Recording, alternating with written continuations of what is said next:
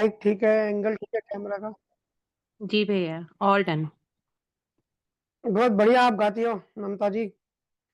आप छत्तीसगढ़ की लता मंगेशकर हो। ऐसा लगता है कि सत्संग शुरू ना करें, बस आप गाते ही रहो, हम सब भजन सुनते रहें।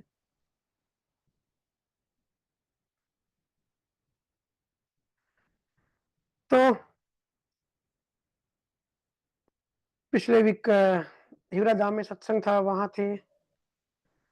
और जो संत वहाँ पर आए, जिनको संजोग मिला, इतनी दूर से इतनी तकलीफ करके, उन सभी को धन्यवाद। और जो नहीं आ पाए, जिन्होंने कोशिश करी, उनको भी धन्यवाद। हिवरा धाम के जो ट्रस्टी हैं, जो बोर्ड है, जो प्रेज़िडेंट है, जो वहाँ के सेवक हैं, आप सबने बहुत अच्छी सेवा करी, बहुत प्रेम दिया। आप सबको बहुत-बहुत धन्यवाद।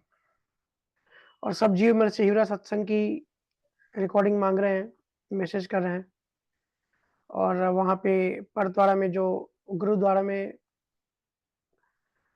प्रेज़ेंस साइकोलॉजी और स्पिरिचुअलिज़्म के जो विषय लिए थे, जिस पे चर्चा हुई थी, तो कुछ जीवों ने कहा कि भैया फिर से वो थोड़ा डिटेल में बताएँ। तो वो लंबा विषय है, कभी और कभी लेंगे फुर्सत में। अगर किसी ने रिकॉर्ड करी हो तो आप वो रिकॉर्डिंग भी सुन लेना। आज जिस विषय पे मैं थोड़े अपने विचार रखना चाहता हूँ, वो है रिचुअल्स। कैसे सत्य भक्ति में भी रिचुअल्स घुस जाते हैं। पास्ट 6 मंथ से तो मैं कुछ ज़्यादा ही ऑब्ज़र्व कर रहा हूँ और सोच रहा था कि इस बारे में कभी चर्चा करूँगा। देखिए, केवल ज्ञानी का जो ज्ञान होता है ना, कबीर साहब, गुरु महाराज, दादू दयाल, तुलसीदास, दरिया शाह जी महाराज, जितने भी केवल ज्ञानी हो गए, इन सबका ज्ञान मुक्त करने के लिए होता है। और ये क्योंकि यूनिवर्सल होता है, ये साइंटिफिक होता है। तो हर युग में इस ज्ञान को धारण करने का उद्देश्य ये होता है कि हम मुक्त हो जाएँ। और हर युग में, हर काल में, हर समय कुछ न कुछ रिचुअल्स, कुछ न कुछ भ्रम, संशय, मान्यताएँ, बिलीफ सिस्टम, लोग फँसे होते ही हैं। और कैसे ये रिचुअल सत्य भक्ति में भी एंटर कर जाते हैं। बड़ी चालाकी से, बड़ी साइलेंटली कैसे मन माया काम करते हैं। गुरु महाराज ने कहा है, केवल 20 शब्द ओ कहिए, सत्ता जन घट जागे, और शब्द सब माया रूपी, ध्यान समाधि लागे। गुरु महाराज इतनी मस्त बात कहते हैं। कहते हैं कि जो केवल का बीज है, जहाँ सत्य सत्ता, सत्ता मतलब कुदरती कला जिसको गुरु महाराज कहते हैं, जो सनातन सत्य है, जो कभी बदलता नहीं, जो आनंद स्वरूप है, जो मोक्ष स्वरूप है, नाम कुछ भी दे दें।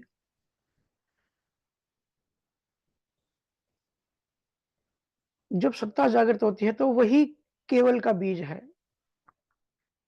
और शब्द सब माया रूपी, बाकी जितने भी शब्द हैं, सब माया रूपी है। माया रूपी क्यों है? क्योंकि वो इसी माया में बनते हैं, उसी माया में खत्म होते हैं, इसी माया में ही हमको, इसी दुनिया के चक्कर लगा के हमको स्टॉप करते हैं। माया से बाहर नहीं, माया की जो रेडियस है, जो बाउंड्री है, जो बॉर्डर है, उससे वो शब्द नहीं ले जाते।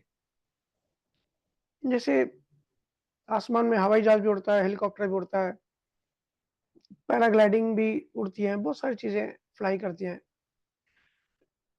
लेकिन चाँद पे या आउटर ऑफ स्पेस जाने के लिए रॉकेट चाहिए, क्योंकि रॉकेट की क्षमता होती है 28,000 किलोमीटर पर आवर की स्पीड से जो एनवायरनमेंट है, जो धरती के ऊपर वायुमंडल है, उसको भेद के वो स्पेस में एंट्री कर सकता है। ऐसे ही केवल बीज जो है, गुरु महाराज कह रहे हैं, उसी को कह सकते हैं जहाँ सत्ता सत्ता जन घाट सत्ता जन घट जागे, जिनके घट में सत्ता जागृत होती है। और सबद सब माया रूपी, ध्यान समाधि लागे। फिर ध्यान समाधि लग जाती है। और एक जगह कहते हैं, सतगुरु मेहर सतागट जागे, ये से सतगुरु सत जानो, करणी ज्ञान बतावे आए, जे गुरु कुल पछाणो। गुरु महाराज क्लियर शब्दों में, बिल्कुल साफ, कोई कंफ्यूजन नहीं, कोई गोल-गोल नहीं, कोई इधर की बात उधर नहीं, क्लियर शब्दों में बता रहे हैं। सतगुरु मेहर सत्तागट जागे, सतगुरु की मेहर से ही वो सत्ता है। पहले सत्ता क्या है वो बताई, अब सत्ता कैसे जागृत होती है? सतगुरु मेहर से सतगुरु सत जान, करणी ज्ञान बतावे, जो करणियों का ज्ञान बता दे, मतलब जो रिचुअल्स बताते हैं, मान्यताएं बताते हैं, ये करो, वो करो, कर्म कांड बताते हैं, अनुष्ठान बताते हैं, ग्यारह उपवास, यज्ञ, हवन, पूजा पाठ, ये सब करणियों में आते हैं। ये सब जो गुरु बताते हैं, गुरु महाराज कहते हैं, जे गुरु कुलस पछाणो, वो कुल का गुरु है, वो कुल गुरु है, वो सृष्टि का सतगुरु नहीं है, उसमें केवल का बीज नहीं है। जैसे हर किसी का अलग अलग कुल गुरु होता है, वैसे ही गुरु महाराज कहते हैं कि वो माया के शब्द हैं, और वो माया के शब्द बताने वाले वो कुल गुरु होते हैं, और वो क्रिया बताते हैं। लेकिन जहाँ सत्य भक्ति होती है, वहां कोई क्रिया की जगह नहीं होती, कभी भी सतगुरु क्रिया नहीं बताते हैं।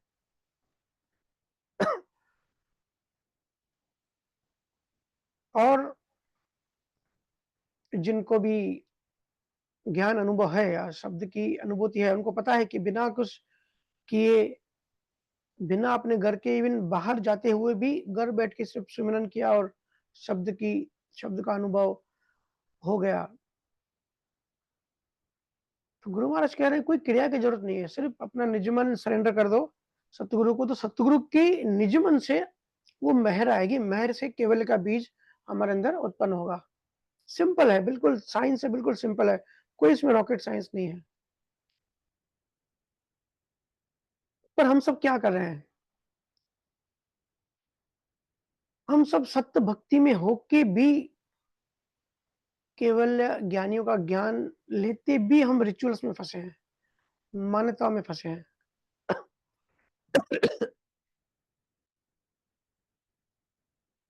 गुरु महाराज ने कहा है, जहां सत्य भक्ति मतलब जहां निअक्षर है, वहां पूजा पाठ, आरती, माला, ये सब करने की जरूरत नहीं है। क्योंकि जैसे हाथी के पैर में सारे जानवरों के पैर आ जाते हैं, हाथी का पैर इतना बड़ा होता है, उसके अंदर सब आ जाता है। वैसे ही एक भक्ति, एक सतगुरु, एक निअक्षर जब धारण करते हैं ना, तब उसमें सारी दुनिया की सारी भक्तियां आ गई, सारे मंत्र, सारे नाम आ गए, सारी पूजा पाठ, उसमें सब कुछ आ गया। अलग से कुछ करने की जरूरत नहीं पड़ती। कबीर साहब कहते हैं, एक सदे सब सदे, एक को अगर साध लिया तो सब अपने आप सज जाते हैं, अलग से साधने की जरूरत नहीं पड़ती। और संसार में देखोगे हर जगह पूजा पाठ, आरती, रथ यात्रा, जुलूस, रिचुअल्स, पैर पड़ना, आरतियां करना, लंबे लंबे आरतियों के मंगल गाना, बैंड बाजा बजाना, ये सब हो रहा है। ये सब सेकेंडरी है, सत्य ज्ञान में इनकी जगह प्राइमरी नहीं है। केवल ज्ञान को सुनना और समझना, भजन सुमिरन को करना, वो छोड़ के अगर हम ये सब में उलझते हैं, तो वो गुरु महाराज की भक्ति नहीं है। गुरु महाराज का ऐसा आदेश नहीं है, किसी भी केवल ज्ञानी का आदेश नहीं है। पर मैं देख रहा हूं, सत्य भक्ति में भी जहां निअक्षर के अलावा किसी की जगह नहीं है, कहीं और कहीं गुरु महाराज ने मना किया फोकस करने के लिए, इसलिए सत्य शब्द, निअक्षर और बंकनाल शंकनाल यात्रा। पर आज भी कहीं रामद्वार में, कहीं जगहों पे घंटों घंटों आरतियां करना, फूल पत्ती मालाएं पहनाना, जो गुरु आते हैं उनके सम्मान में मालाएं पहनाई जाती है, पैर पड़ जाते हैं, इन सब में बहुत ज्यादा लोग उलझ रहे हैं। रथ यात्रा निकालना, रैलियाँ निकालना, ये रैलियाँ निकालना राजनीति का काम है। भक्ति में ये सब नहीं होता भाई। गुरु के शरीर को सँवारना, सजाना, इस टाइप से कपड़े पहनाना कि भाई बड़ा कोई बड़ी हस्ती है, जिनके अंदर सत्ता है वो बड़ी हस्ती है, लेकिन कपड़े पहनाने से वो बड़ी हस्ती नहीं बन जाते। वो तो बाहर की डेकोरेशन है। वो बड़ी हस्ती है लेकिन वो अंदर से है। वो जो कंटेन है वो उसके अंदर है। तो बाहर की पहनावा, बाहर का दिखावा नहीं करना है हमको। मालाएँ पहनाना, हम सब उसी में फिर से उलझ रहे हैं जिन सब से हमको निकलने के लिए गुरुओं ने मेहनत करी। ग्रंथों, वाणिज्य ग्रंथों को घंटों माथा टेकना, ये सब ज़्यादा हो रहा है। ये सब होना चाहिए। देखो जहाँ जहाँ केवल ज्ञानियों का ज्ञान है, वो तो आदरणीय है। इस बात को बड़े ध्यान से समझो। ग्रंथों को, इवन वाणी जी को भी मत्था टेकना, ज़्यादा समय आरती करना, पूजा-पाठ करना, ये गलत नहीं है। ये आदर है, ये ठीक है। क्योंकि उसमें ज्ञान इतना ऊँचा है, उसमें ज्ञान इतना अल्टीमेट है कि वो आदरणीय है, उनका सत्कार है। लेकिन ग्रंथ होता है, उसके कंटेंट से, उसके अंदर जो ज्ञान मौजूद है, उस ज्ञान से, उस ज्ञान को समझना है, उस ज्ञान को अंडरस्टैंडिंग करना है, उस ज्ञान पे चलना है, तब उसका असली सत्कार होता है। हम ग्रंथों की आरतियाँ करते हैं और ग्रंथों का ज्ञान अपने अंदर नहीं धारण करते, जो गुरु की जो आज्ञा है, वो धारण नहीं करते, तो वो ग्रंथों का अपमान है भाई। कोई आरती करने से सत्कार नहीं होता और घंटों-घंटों करने की कोई ज़रूरत नहीं है। हम फिर से उसी चीज़ों में फँस रहे हैं। कई लोगों का फ़ोकस इन सब चीज़ों पर ही है। ये केवल ज्ञानियों का आदेश नहीं है। गुरु महाराज, कबीर साहब, गुरु नानक जी, दरिया शाह जी महाराज, इन सब का आदेश है। इन सब की इन्होंने जो अनुभव करके हम सबको जो ज्ञान दिया है, वो हमको मुक्त करने के लिए है। उनका आदेश है कि भाई जिस समय जहाँ भी आप शरीर में हो, पहले तो केवल ज्ञानी को ढूँढो, सतगुरु को ढूँढो, जिनके पास सत्ताधारी सतगुरु है। तो बिना किसी क्रियाकांड के बाहर से कोई भी क्रिया न करके अंदर में उनको निजमन दो, उनसे ज्ञान लो, उनसे शब्द जागृत करवाओ, अपनी आंतरिक यात्रा करवाओ, अपनी आंतरिक यात्रा में आगे बढ़ो, बाहर समय मत वेस्ट करो। इसके अलावा इन चीज़ों के अलावा जो भी है वो सब सेकेंडरी है, वो सब माया है, वो तो जगत ऑलरेडी कर ही रहा है ना। सत्य भक्ति में इसकी कहाँ ज़रूरत है? गुरु महाराज ने कई जगहों पे कहा है कि सत्य भक्ति के सत्य शब्द के अलावा सब क्रियाकांड, सब करनी माया है। मुझे गुरु महाराज की साखी याद नहीं आ रही है बट बहुत ही बढ़िया साखी है इसमें। और ये सब माया की भक्तियों में आता ही है। जितना टाइम आप रथ यात्रा निकालते हो, रिचुअल्स करते हो, जितना समय आरती वगैरह करते हो, उतना समय अगर आप भजन सुमिरन करोगे, उतना समय चिंतन मनन करोगे, उतना समय ज्ञान को समझोगे। देखो, इंसान मुक्त होता है ज्ञान से। वही जब ज्ञान अनुभव बनता है तो विज्ञान बन जाता है और जीवित मुक्त होना है। और गुरु ने जो ज्ञान दिया वो ज्ञान हमको धारण करके उस ज्ञान से हमको मुक्त होना है, ना कि और बंधना है। गुरु महाराज ने जब ज्ञान दिया, जब ज्ञान लिखवाया, हर चीज अनुभव करके हमको दी, वो इसलिए ताकि हम मुक्त होते जाएं, ना कि हम और बंधे। गुरु महाराज ने इसके लिए ज्ञान नहीं दिया, इसलिए ग्रंथ नहीं दिया ताकि मेरे ग्रंथ की आप आरतियां करो घंटों घंटों। मत्था टेकने में 2 घंटे लग जाते हैं। उस 2 घंटे की जगह अगर आधा घंटा लगे और 1.5 घंटा सुमिरन करो तो गुरु महाराज खुश होंगे, तो केवल ज्ञानी खुश होते हैं। और वही असली आदर सत्कार है। हम सब डाइवर्ट हो रहे हैं, थोड़ा ध्यान दो उस चीज़ पे। उनका आदेश है भजन स्मरण करना, ध्यान करना, अपने अंदर जाना, ये बहुत बड़ा विज्ञान है। अपने अंदर जाना भी आसान काम नहीं है। बाहर आरती करना बड़ा आसान काम है और हमारा मन बड़ा आसान काम करता है। 1 घंटा किसी को बोलो कि अपने अंदर जाओ, तो आँखें बंद करेगा तो उसको तकलीफ होने लगेगी और उसको बोला 1 घंटा आरती करो तो वो आरती करने आराम से बैठ जाएगा। क्योंकि हमारा मन आसान चीज़ें चूज़ करता है। हमारे मन को ये ट्रेनिंग होती है कि जो आसान है वो करो, डिफ़िकल्ट काम कौन करे? इसलिए हम डाइवर्ट हो जाते हैं। गुरु महाराज का आदेश है नियक्षर के जहाज में बैठो, खुद का अनुभव करो, फिर सत्ता समाधि में जाओ, फिर सहज बनो और जीवन मुक्ति को हासिल करो। यह आनंद पद ऐसा नहीं है कि मरने के बाद हमको कोई आनंद पद मिलेगा, वो तो है, लेकिन जीवन रहते हमको आनंद में रहना है। वो है असली आनंद और आपने हर जन्म में यही किया है। पूजा पाठ, प्रार्थनाएं, जप तप, ये वर्षियां, ये उत्सव, ये आरतियां, ये मत्था टेकना, हर जन्म में आपने किया है। अभी भी वही सब कर रहे हो। अभी भी अपना फोकस ऊंचा नहीं कर रहे हो, अपना ध्यान को ऊंचा नहीं कर रहे हो। गुरु महाराज कहते हैं, दसवें द्वार समाधि हुई, मुख सासा श्रवण नहीं कोई, सेजा श्रवण जिन घर आया, रोम रोम रसना लिव लाया। इतनी ऊंची ऊंची महाराज की साखियां हैं। कहते हैं, दसवें द्वार समाधि हुई, मुख सासा श्रवण नहीं कोई। अब जब जीव दशम द्वार पहुंचता है, कैसे पहुंचता है? नियक्षर के जहाज में। ये सब रिचुअल से हम दशम द्वार में नहीं पहुंचते हैं। भजन सुमरन ध्यान करके नियक्षर जिसका जागृत होता है, वो नियक्षर का जहाज है।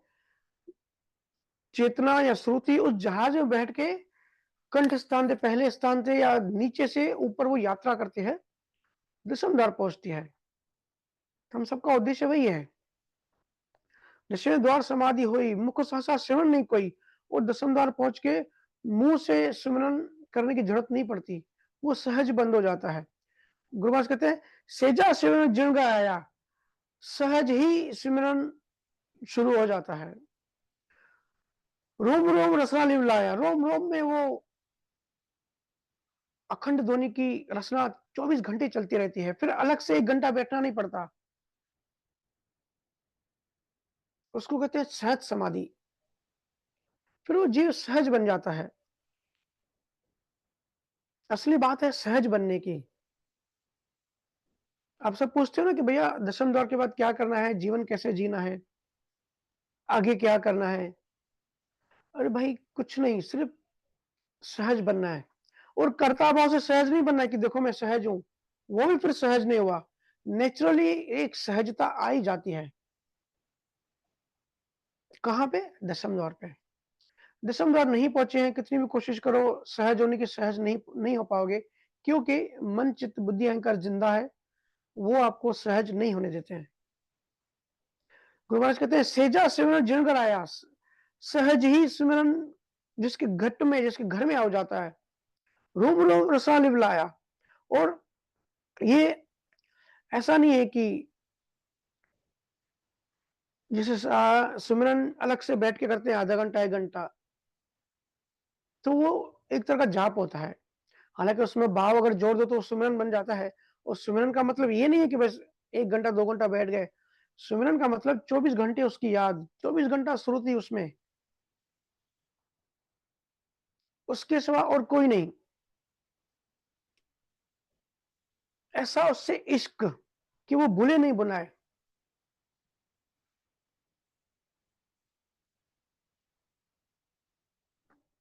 इस सिचुएशन में जब हंस पहुंच जाता है, गुरु महाराज ने हंस वर्ड यूज किया है। देखिए, हंस एक पक्षी होता है जो दूध और पानी को अलग करता है।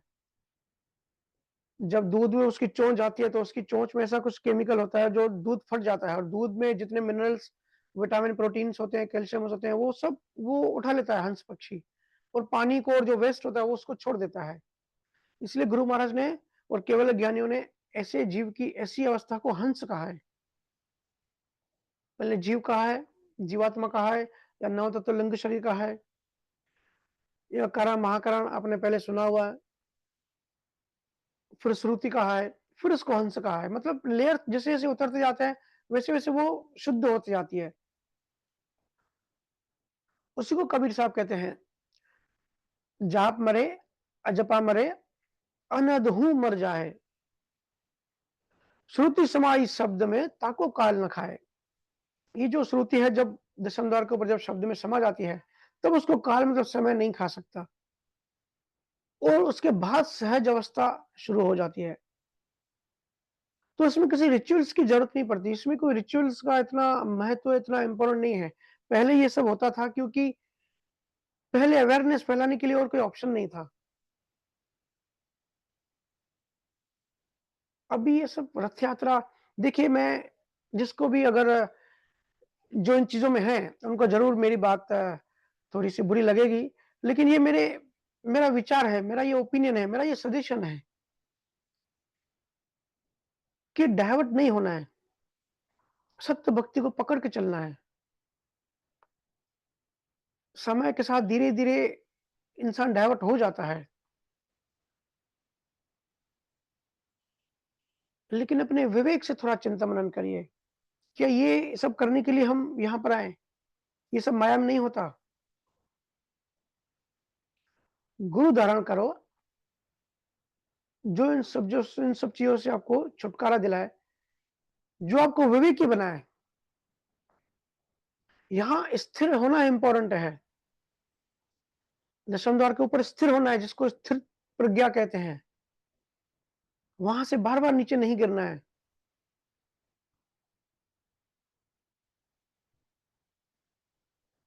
सहजता, क्योंकि ये सब जो रिचुअल्स है इसमें मोस्टली हम सबका व्यू ये होता है कि ये मैं कर रहा हूँ या जो ग्रुप होता है कि ये मैंने किया, ये इनका भी आपस में कॉम्पिटिशन होता है कि अगर सत्संग है तो किसका बड़ा सत्संग है, किसकी स्टेज बड़ी महंगी है, किसके यहाँ टेक्नोलॉजी ज़्यादा यूज़ हुई। ऐसे भी कंपैरिज़न होते हैं, ऐसे भी कॉम्पिटिशन्स होती है, ऐसे भी कर्ता भाव होता है और गुरु हमको सिखाते हैं कि कर्ता भाव से अकर्ता में आना है।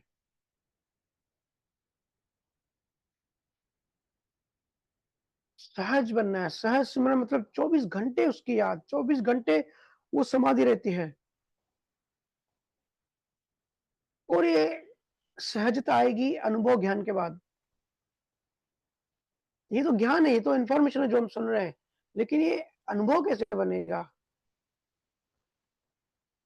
ये अनुभव बनेगा भजन सुमरन के बाद। भजन सुमरन जितना करेंगे, जैसे करेंगे, चेतना ऊपर उठेगी। चेतना जब ऊपर उठी है, तो उसको बोध होता है हर चीज़ का। ये जो आप ज्ञान सुनते हो 5 इंद्रियों से या किताबें पढ़ते हो या यूट्यूब से सुनते हो, वो 5 इंद्रिय ज्ञान है, वो एक इन्फॉर्मेशन है। चेतना का बोध नहीं है। चेतना का बोध बड़ी और बात है।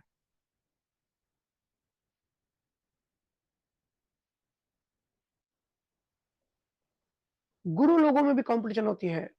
देखो ना बड़ी हँसी आती है मुझे तो। गुरु में भी कंपैरिज़न होती है, स्पिरिचुअलिज़्म में भी कंपैरिज़न घुस गई है। संसार में तो है ही, संसार में तो सबकॉन्शियसली हर चीज़ में कंपैरिज़न होती है। इवन 2 अगर सेम गाड़ियाँ भी रोड पे जाएँगे तो दोनों ड्राइवर एक-दूसरे की गाड़ी को देखेंगे कि वो मॉडल नया है कि मेरी गाड़ी का मॉडल नया है, वो स्पीड चला रहा है कि मैं चला रहा हूँ। एक सबकॉन्शियस कंपैरिज़न हमेशा हम सबके अंदर चलती रहती है। लेकिन वो कोई अचरज की बात नहीं है, अचरज की बात ये है, स्पिरिचुअलिज़्म में भी, अध्यात्म में भी कंपैरिज़न चलती है। अरे भाई किसी से किसी की कंपैरिज़न नहीं होती। चिड़िया कभी हाथी को नहीं बोल सकती कि भाई मैं उड़ती हूँ, तेरी क्या कैपेसिटी है, तू उड़ नहीं सकती।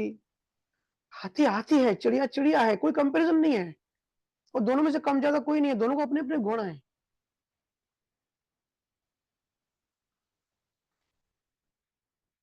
अनुभव ज्ञानी अनुभव ज्ञानी को अच्छे-बुरे संजोग में कोई असर नहीं पड़ता, कोई फ़र्क नहीं पड़ता क्योंकि उसका ईगो, उसका अहंकार शून्य हो गया है। वो अवस्था तक हमको पहुँचना है और यहाँ हम ज़्यादा डेकोरेशन करके और अपने ईगो को बढ़ाते हैं। हमको ईगो शून्य होना है। याद रखो तुम परेशान अहंकार की वजह से हो और मुक्ति अहंकार की करनी है, मोक्ष अहंकार को मिलता है। चेतना तो मोक्ष स्वरूप है ही, तुम तो मुक्त पुरुष हो ही। सिर्फ जो गड़बड़ हो गई है, जो मन पैदा हो गया, उसका मोक्ष करना है। और जिसका इगोइज्म, जिसका ईगो खत्म हो गया, उसके पास जाके बैठना, तब आपको पता पड़ेगा कि वो ईगोलेस आनंद क्या होता है। और उससे धीरे-धीरे तुम्हारा ईगो भी खत्म होगा। नहीं तो हम फँसे हुए हैं, संसारी इंसान फँसा है, संसार में, घरों में, ऑफिस में, पहले ही 100 परेशानियाँ हैं। तो इंसान अध्यात्म की ओर रुख करता है कि भाई चलो किसी गुरु के पास जाते हैं, कुछ सॉल्यूशन, मन शांत कैसे हो, जीवन लाइफ साइंस कुछ समझते हैं।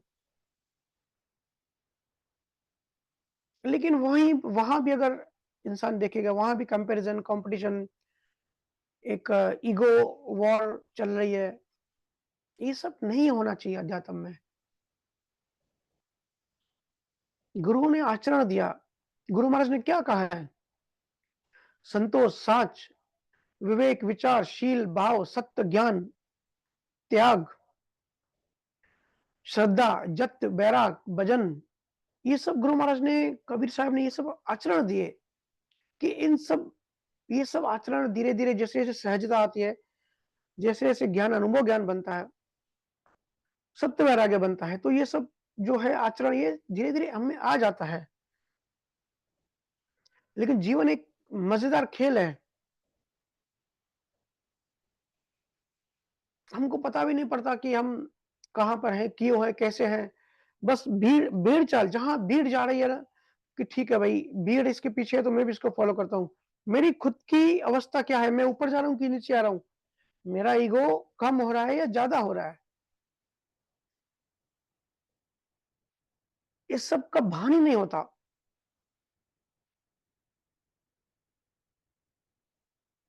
इस समय गुरु महाराज के ज्ञान को भी लोगों ने मज़ाक बना के रखा है। कबीर साहब जैसे ज्ञानी के ज्ञान के मज़ाक बना के रखा है। सत्य भक्ति शूरवीर का काम है, याद रखना।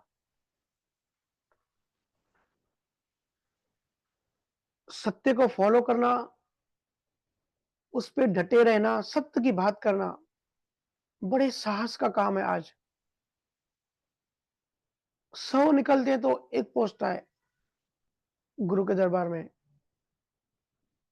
क्योंकि अध्यात्म में भी संसार है।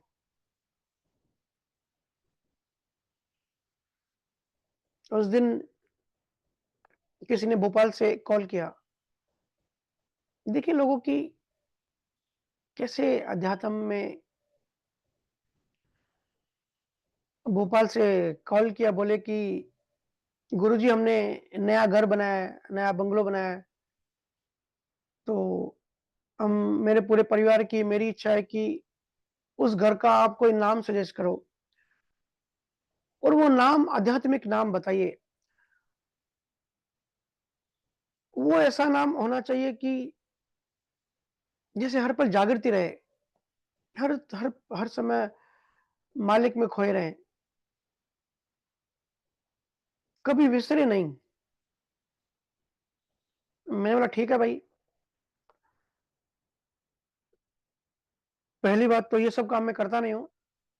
अगर आप मेरे से नाम पूछ ही रहे हो, तो प्रॉमिस करो मैं जो नाम बोलूँगा फिर वो आपको रखना पड़ेगा, फिर आप पीछे नहीं भाग सकते।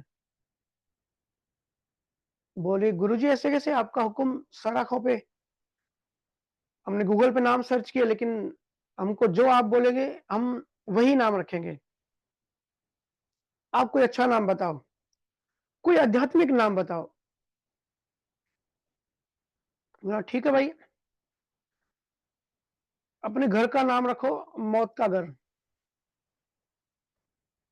मौत का घर ये सुन के 2-3 सेकंड तो वो थोड़ा ब्लैंक हो गया, फिर फ़ोन ही उसने कॉल ही कट कर दिया। मेरी वाइफ़ महक साथ में बैठी थी, वो हँसने लगी। बोली कोई भी ऐसे ही करेगा, आप ऐसे चिढ़ाते हो लोगों को।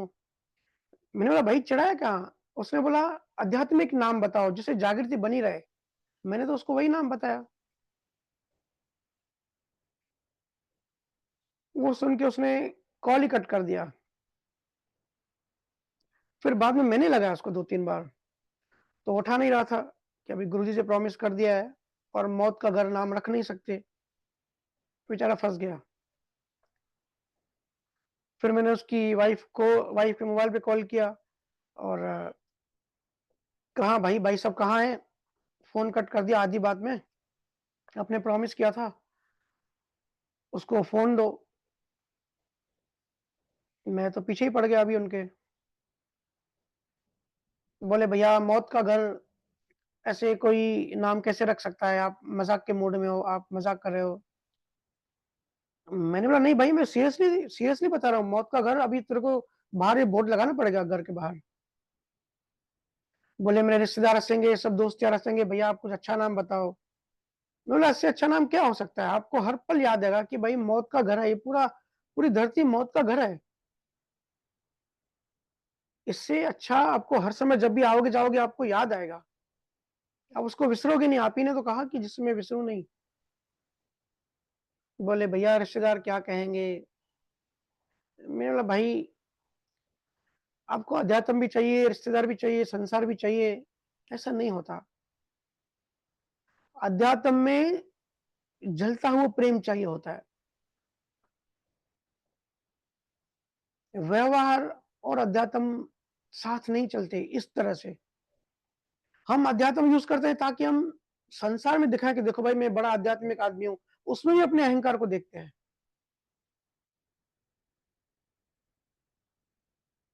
फिर बाद में मालूम पड़ा कि उसने अपने घर का नाम रखा शांति कुंज। शायद सत्संग सुन रहे होंगे अभी, पर ये बिल्कुल झूठा नाम है। मैं कहना चाहूँगा भाई शांति कुंज किसके घर में शांति होती है? मुझे बताओ। यहाँ शांति हो नहीं सकती। झूठी बात मैं कर नहीं सकता, क्योंकि जहाँ मन जिंदा है, वहाँ शांति हो ही नहीं सकती। शांति के लिए अमन अवस्था चाहिए और वो अमन अवस्था दसम द्वार के ऊपर है। बाकी ये सब जो झूठी बातें होती है सब, शांति और ये सब, ऐसे ही लोगों ने अध्यात्म को एक मज़ाक बना के रखा है। अध्यात्म में मरने की तैयारी चाहिए। व्यवहार में सबको खुश रखना पड़ता है, ऐसे सब लोग जनरली कहते हैं। फिर अध्यात्म में मैं देखता हूँ कि अध्यात्म में भी थोड़ी रिस्पेक्ट करनी पड़ेगी। अब 2-3 गुरुओं को एक जगह पे बुलाओ, अगर किसी गुरु को नीचे बिठा दिया स्टेज पे, एक को ऊपर बिठा दिया, तो जो नीचे बैठा है वो बिल्कुल तप जाएगा। वो बोलेगा कि मेरी मेरी आपने इंसल्ट कर दी नीचे बिठा के, मैं इतना बड़ा ज्ञानी, मुझे कभी गुस्सा नहीं आता है। और देखो उसको उसका ईगो हर्ट हो गया। अब ये गुरु है कि घंटाल है मुझे बताओ? तो इस तरह से अध्यात्म में संसार घुस गया है। लेकिन जहाँ सत्य भक्ति, जहाँ निरक्षर, जहाँ केवल ज्ञान होता है ना रियल, वहाँ ये सब नहीं होता। वहाँ आनंद, मस्ती, असली गुरु अपने आप को छुपाते हैं।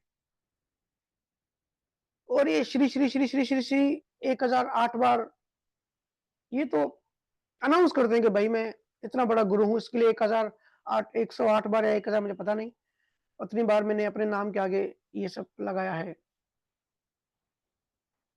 अरे भई आपको पता नहीं इतने जन्म आपने यही सब किया है, इतने जन्म आपने इसी अज्ञान का अनुभव किया है। अब तो कम से कम नींद से उठो, अब तो ज्ञान अनुभव करो, अब तो ज्ञान का उपयोग करो। भूलना मत, हम सब यहाँ जेल में हैं। तुम सब जेल में हो, चाहे भले बाहर हो, कोई अमीर है, कोई गरीब है, सब एक पिंजरे के अंदर हैं। 3 लोग का ये पिंजरा है। मैं कभी उस दिन मैं किसी को बता रहा था, कभी जगत को देखता हूँ, ऑब्ज़र्व करता हूँ, तो लगता है कि मेरे भाई-बहन, मेरे अपने लोग कैसे दूसरे देश में आके जेल में फँस गए हैं, सब जेल में फँसे हुए हैं। दूसरे देश के कपड़े पहना दिए गए। ये जो जिसको आप शरीर बोलते हो ना, ये आपके यहाँ के कपड़े हैं। चाहे कोई चूहे के शरीर में है, कोई इंसान के शरीर में है, कोई किसी को पेड़ का शरीर है, लेकिन ये सब इस देश में आपको कपड़े दिए गए और आप सब भूल गए हो।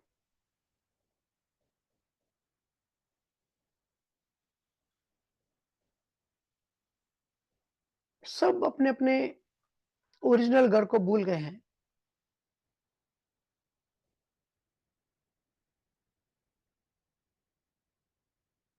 आप सबका नेचर ओरिजिनल जो नेचर है, चेतना का जो गुण है, वो है आनंद स्वरूप।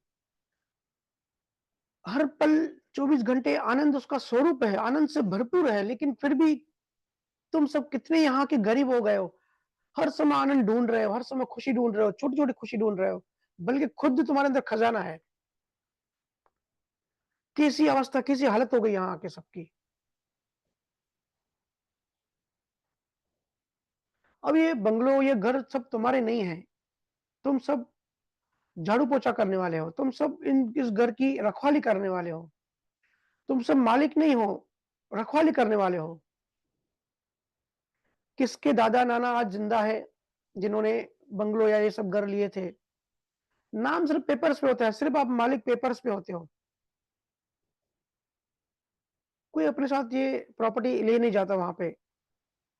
सबको लगता है मैं मालिक हूँ, मैंने इतने घर बनाए। अरे भाई, तुम पेपर से मालिक हो सिर्फ़। ये घर किसी का नहीं होता। यूज़ करना है और तुमको ये सब छोड़ के चले जाना है। इतनी किसी को फ्रीडम नहीं है कि घर अपने साथ ले जाए हमेशा के लिए। ये दुनिया बड़ी उल्टी है। उस दिन मैकडॉनल्ड में गए, ऐसी जगह होती है ना जो मैकडॉनल्ड्स हुए, बर्गर बर्गर किंग हुए, ये सब जो है ना, मॉल वगैरह में जाते हो तो वहाँ ऑब्ज़र्व किया करो कि कैसे लोग खाने में टूट पड़ते हैं।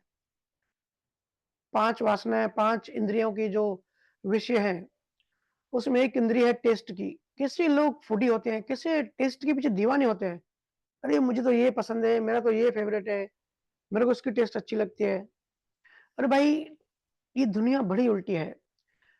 टेस्ट खाने में नहीं होती, टेस्ट आपकी जीभ के रिसेप्टर्स में होती है। फिर भी दुनिया पागल हुई जा रही है। चाइना में एक जीभ का प्रोटेक्टर आता है, जीभ को वो कवर करते हैं। जैसे बच्चों को अगर दवाई पिलानी है ना, तो जीभ दवाई कड़वी होती है, तो रिसेप्टर्स को कवर करके जीभ के ऊपर वो कवर रख के फिर दवाई खिलाते हैं। तो बच्चों को टेस्ट पता ही नहीं पड़ती, वो दवा खा लेते हैं। हमारी जीभ में टेस्ट के रिसेप्टर्स हैं, खाने में कोई टेस्ट नहीं होती, खाना जैसा होता है वैसा होता है। किसी की जीभ काट दो तो उसको पता नहीं पड़ेगा कि इसमें नमक है, कि इसमें शुगर ज़्यादा है या ये टेस्टी है। लेकिन हम सब दीवाने हुए पड़े हैं। परमात्मा को भूल भूल के फूड में सबकी चेतना अटकी है। ना सिर्फ बच्चे, मैं देख रहा था बड़े-बड़े भी ऐसे बर्गर और ये सब फ्रेंच फ्राइज़ पागलों की तरह खा रहे थे। ऐसा लग रहा था कि भई खाने के लिए इन्होंने जन्म लिया है। अरे भाई, मोक्ष के लिए जन्म लिया है, मुक्ति के लिए जन्म लिया है। तो बड़ा दुःख होता है, बड़ी करुणा आती है। किस तरीके से यहाँ पे सब भूल गए आके। सतगुरु तुम्हें चेताएगा, तुम्हें वार्निंग देगा बार-बार। गुरु महाराज कहते हैं, "कह सुखराम सुनो सब ज्ञानी, समझ भेद यो लीजिए, कैवल्य ब्रह्म परे पद पूर्ण, ताको सिमरण कीजिए।" कहते हैं जितने भी ज्ञानी, ध्यानी, वेदांती, वेद शास्त्रों का अध्ययन करने वालों, तपस्वी, जो भी है, जहां भी है, सब सुनो।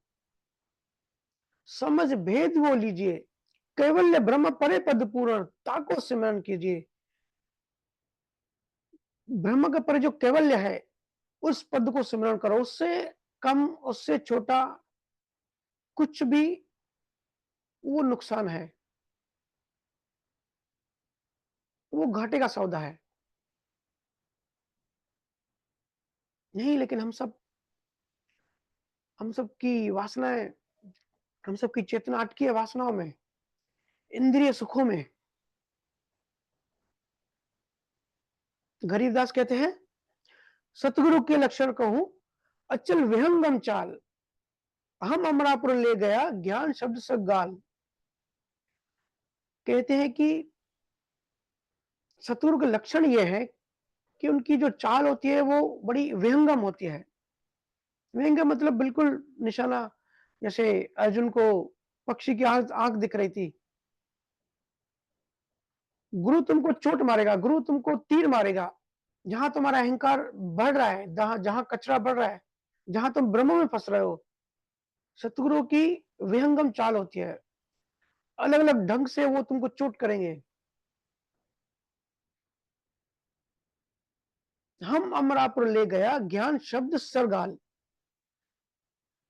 ज्ञान से सतगुरु ऐसे चोट कर करके, जैसे सोने को जलाया जाता है, उसका टेम्परेचर बढ़ा के, ताकि जो कचरा है वो जल जाए, फिर शुद्ध सोना बचता है। ऐसे ही सतगुरु की बात को बुरा मत मानना, सतगुरु आपको चोट मारेंगे बार-बार, ताकि शुद्ध बनो, ये सब कचरा जल जाए, कचरा निकल जाए। आप पूछते हो कैसे रहना है? संसार में कैसे रहना है? दसम दौर के बाद क्या करना है? अरे भाई, सहज रहना है, सहज वर्ड को याद कर लो। सहज भी ऐसे भाषा में बताना पड़ रहा है, लेकिन जो सहज हो जाता है उसको खुद को ही पता नहीं पड़ता कि वो सहज बन गया, लेकिन ये गुण है, ये लक्षण है।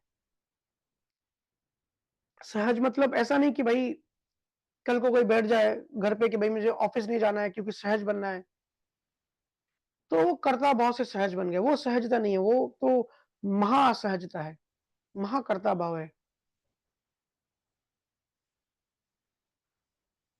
जैसे बिना किसी मेहनत के आप नींद से उठ जाते हो ना, नींद से उठने के लिए कोई मेहनत करते हो क्या? सहजता से उठ जाते हो। या जब मेहनत करना छोड़ते हो, तब आपको नींद आती है। जब सहज होते हो, जब रिलैक्स होते हो। सहजता का मतलब रिलैक्स, स्मूथ, धीरे-धीरे, हड़बड़ नहीं, अंदर से किसी चीज़ की पकड़ नहीं, जो हो रहा है उसको होने दो। जो शरीर करवा रहा है, जो ढाँचा करवा रहा है, सब पर अंदर में कुछ नहीं लेना है, इन्वॉल्व नहीं होना है। बहुत लोग कहते हैं कि भैया रिचुअल्स में अभी इन्वॉल्व, रिचुअल्स फैमिली में होते हैं तो रिचुअल्स तो करने ही पड़ते हैं। मंदिरों में, गुरुद्वारों में, रामद्वार में तो रिचुअल्स अभी जाते हैं तो फॉलो करना ही पड़ेगा। पहली बात तो ये सब होना नहीं चाहिए, जहाँ सत्य भक्ति वहाँ ये सब रिचुअल्स की जगह नहीं है। फिर भी आपको जाना जाना पड़ रहा है, तो वहाँ भी कर्ता भाव से कुछ नहीं करना है, सहजता से, अंदर में बिल्कुल इन्वॉल्व नहीं रहना है।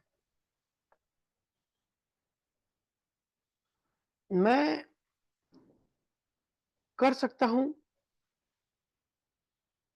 इसमें अंदर में अगर इन्वॉल्व नहीं है, तो ये सहज भाव है। मैं ही कर सकता हूँ, ये सहज भाव नहीं है, ये शुद्ध अहंकार है। इस कर्ता भाव से बचें। प्रकृति में देखेंगे ना, हर कोई अपने-अपने सहज स्वभाव में है। अब चीते को देखो, शेर को देखो, सूर्य को देखो, चाँद के देखो, हर कोई अपने-अपने सहज स्वभाव में है, ऑलरेडी है। सिर्फ इंसान विकृत हो गया,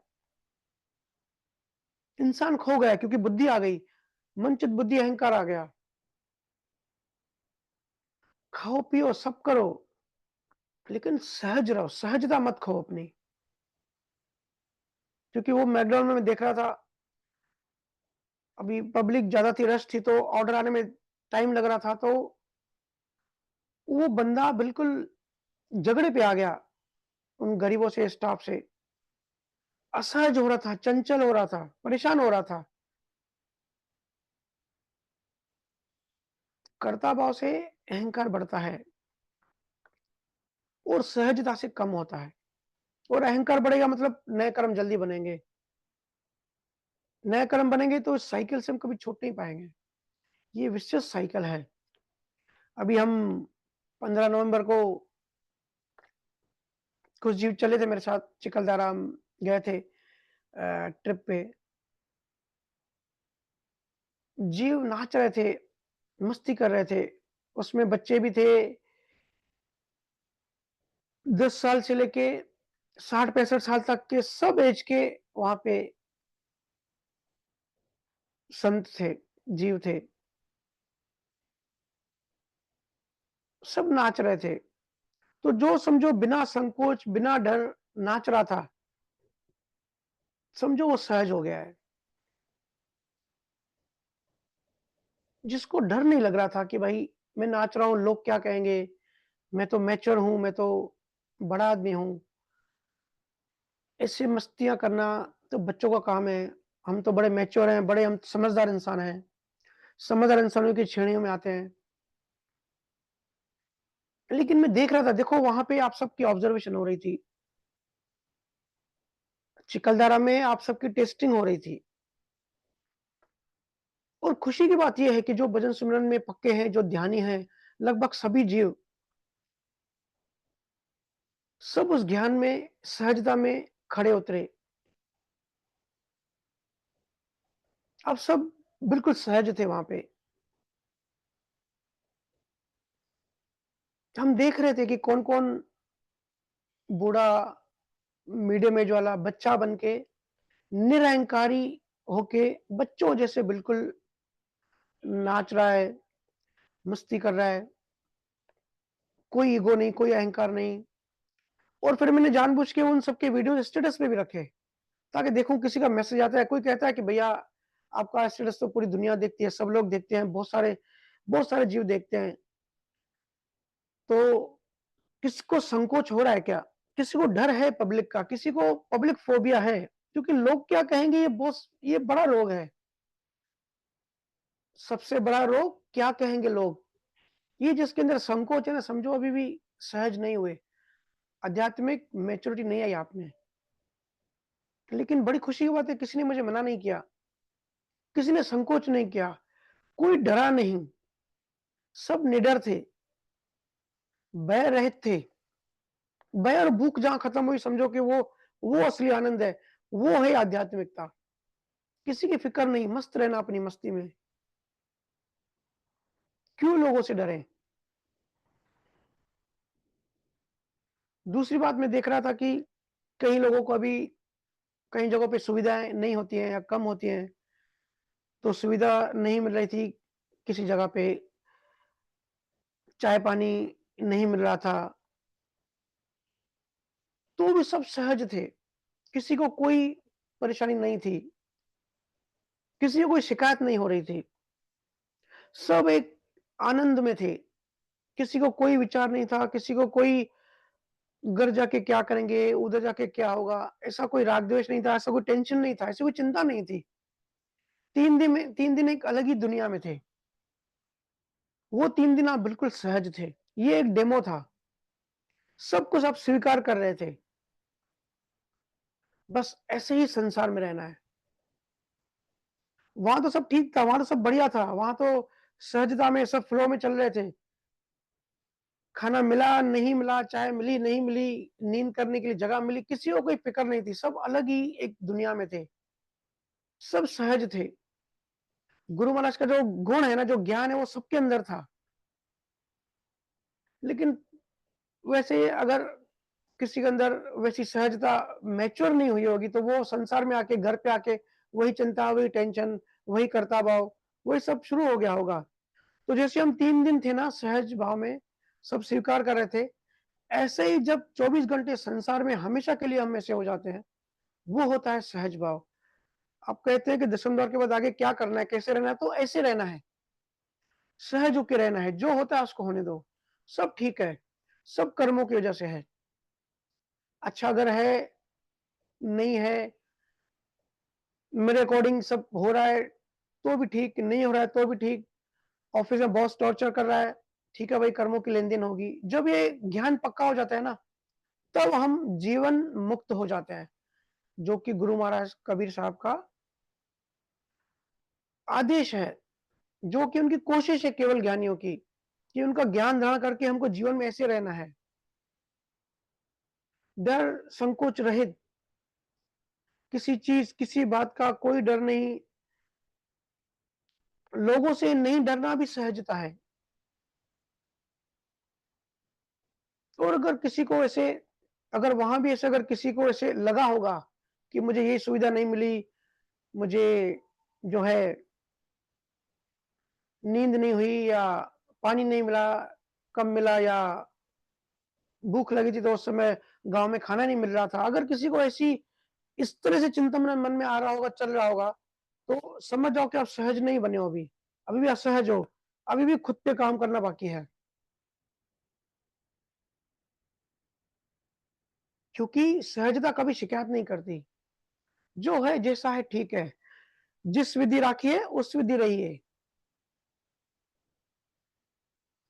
उस समय आप सब आनंद में अहंकार शून्य की अवस्था में थे। बस ऐसे ही घर पे आके रहना है। कोई बड़ी रॉकेट साइंस नहीं है।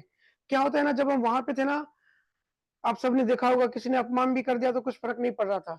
लेकिन घर पे जब आते हैं ना, हमारी सास बहू या देवरानी देवर या भाई दोस्त कोई अपमान कर देता है या बच्चा अपमान कर देता है तो हमको ठेस लग जाती है। क्योंकि उस समय हम अहंकार में होते हैं, अहंकार शून्य में नहीं। तो वो जो 3 दिन प्रैक्टिस करी ना वो डेमो था। ऐसे ही संसार में रहना है बस। कोई कुछ भी कहे ओके, सहज रहना है। सहजता बड़ी इंपॉर्टेंट चीज है। वहां आप सबका डेमो चालू था। पूजा बोल रही थी भैया कुछ तो आप कर रहे हो, कुछ तो ये अलग लीला चल रही है।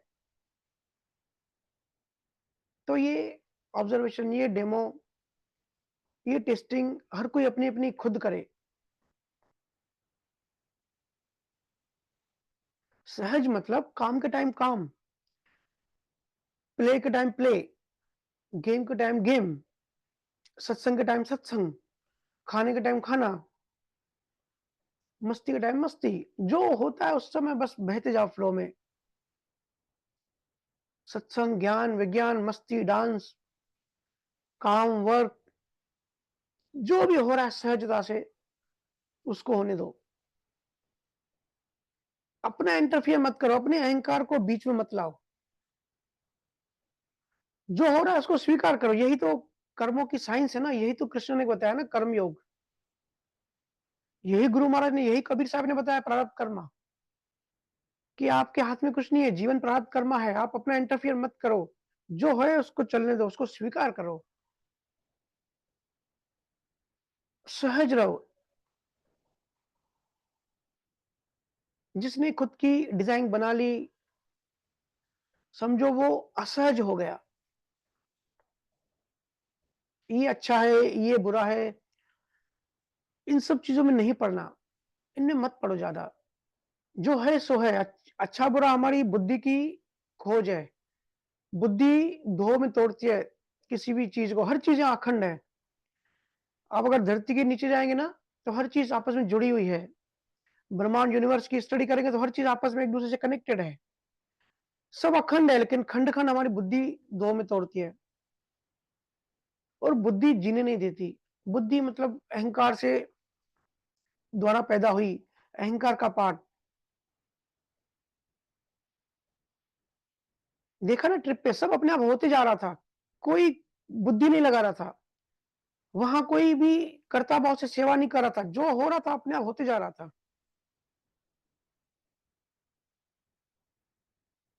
तो खुद की टेस्टिंग करो। घर में भी हम ऐसे ही जीते हैं। यहाँ की अपनी बुद्धि चलाते हैं, अपना अहंकार चलाते हैं। गुरु महाराज चाहते हम सब हंस बने।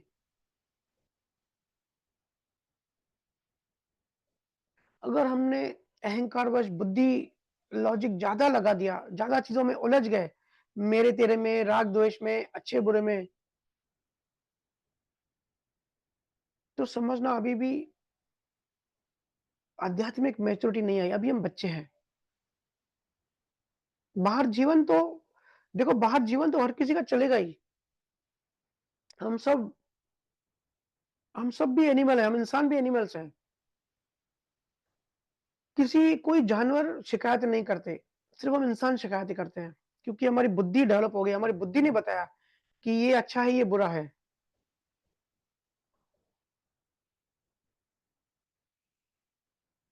तो हमको इन सब बातों को समझना है, ज्ञान को धारण करना है। लाइफ में, जीवन में कीचड़ बहुत मिलेगा। अभी हंस पक्षी की बात करी ना, हर जगह कीचड़ मिलेगा, क्योंकि मन मतलब कीचड़। हंस पक्षी बनोगे, जैसे हंस पक्षी डिवाइड करता है, दूध अलग कर लेता है और पानी अलग कर लेता है। जो काम की चीज़ है, जो सार है वो उठा लेता है और जो वेस्ट है उसको छोड़ देता है। तो यहाँ बहुत सारा कचरा मिलेगा, पाँचों इंद्रियों से कचरे की तरह इन्फॉर्मेशन हम अंदर ले रहे हैं, लेकिन जो काम की नहीं है, जो वेस्ट है, उसको जाने दो। बुद्धि में ज़्यादा उसको ग्रहण मत करो, फिर आपका ही मन खराब होता है।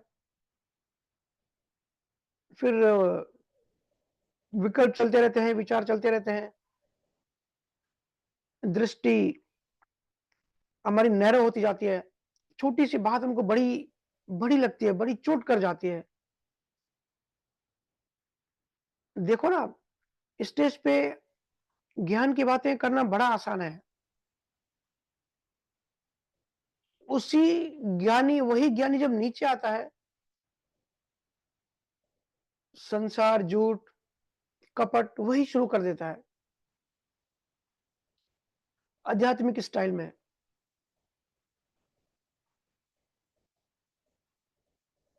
नया फैशन चल रहा है।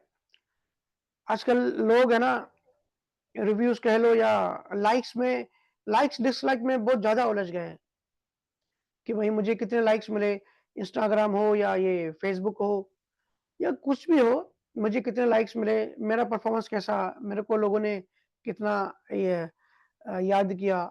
दुनिया पागल हो रही है इस सब चीज़ों में। न्यूज़ की जो रेटिंग होती है वो भी व्यूज़ से ही देखी जाती है, ठीक है, वो तो उनका बिज़नेस है। लेकिन अध्यात्म में भी ऐसी-ऐसी रिचुअल्स आ गई हैं, ऐसी मतलब कॉम्पिटिशन करने के लिए कुछ भी कर रहे हैं। तो वो ज्ञान आधारित नहीं है, वो सत्य ज्ञान नहीं है, वो सत्य शब्द नहीं है। अगर आपके मन में ऐसा आ रहा है तो समझ जाओ कि हम सहज नहीं है, हमारे अंदर सत्य शब्द जागृत नहीं हुआ और हम सबकी मौत हो जाए, उससे पहले सत्य शब्द जागृत करना, सतगुरु के निमित्त से सतगुरु शब्द जागृत हो और हमारी यात्रा पूरी हो, ऐसा भाव और ऐसी कोशिश हम सबको करनी है। अगर हम ऐसी कोशिश नहीं कर रहे हैं तो हम भी जानवरी ही हैं। असली बात चेतना की है, असली बात चेतना को उठाना है। अगर चेतना हमारी सोई पड़ी है, सिर्फ इन्फॉर्मेशन लेके हम अपने आप को आध्यात्मिक समझते हैं। अध्यात्म मतलब चेतना, चेतना का उठना। जितना चेतना उठेगी ना, गुरु महाराज ने भी एक साखी में कहा है कि मुझे सब बच्चों की तरह दिखाई देते हैं। ये जितना भी जगत है, जितने भी लोग हैं, मुझे बच्चे की तरह दिखाई देते हैं, क्योंकि मैं श्रेष्ठ, मैं गगन मंडल में यहाँ बैठा हूँ। मैं यहाँ चेतना के उच्च स्तर पे बैठ के मैं लोगों को देख रहा हूँ। तो बड़े बच्चे मुझे बच्चों की तरह छोटे लग रहे हैं। तो जब चेतना उठती है तो हर चीज़ छोटी लगती है और जब चेतना नीचे होती है, चेतना बिल्कुल ज़ीरो होती है, डाउन होती है, तो हर चीज़ हमको चुभती है, हर चीज़ भारी पड़ती है। मेरे से लोग पूछते हैं कि भैया मैं इतनी किताबें पढ़ता हूँ, इतने में गीता पढ़ी, इतने वाणी जी पढ़ी, लेकिन जब घटना घट जाती है तो सदमा लग जाता है, तब कोई ज्ञान काम क्यों नहीं आता? तो भाई ये इन्फॉर्मेशन ज्ञान काम नहीं आएगा। ये इन्फॉर्मेशन तो आपकी मेमोरी में, आपके अहंकार में, चित्त में जाके सेव है। जहाँ बीमारी है वहाँ दवा नहीं पहुँचती। चेतना जब उठती है तब आपको कुछ असर नहीं पड़ेगा, तब आपके मन को कोई ठेस नहीं पहुँचेगी, कोई भी बाहर की शक्ति आपके मन को प्रभाव नहीं डाल सकती। ठीक है? तो काफ़ी बोल दिए, अभी समय है, अभी क्वेश्चन ले सकते हैं यहाँ पे, किसी को क्वेश्चन हो तो? जी भैया। राम राम, संगीता साहू, आप अपना माइक अनम्यूट कीजिए।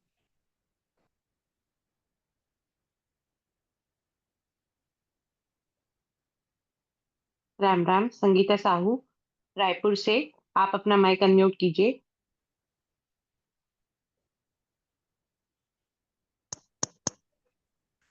राम राम भैया। राम राम।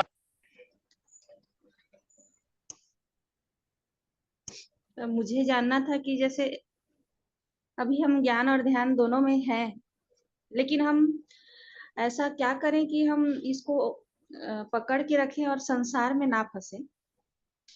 इस पर जानना था भैया। देखिए, लाखों जन्मों से हम संसार और अज्ञान को ही फ़ॉलो करते हुए आए हैं। पिछले कई जन्मों में हमने ध्यान नहीं किया और संसार से चिपके रहे हैं।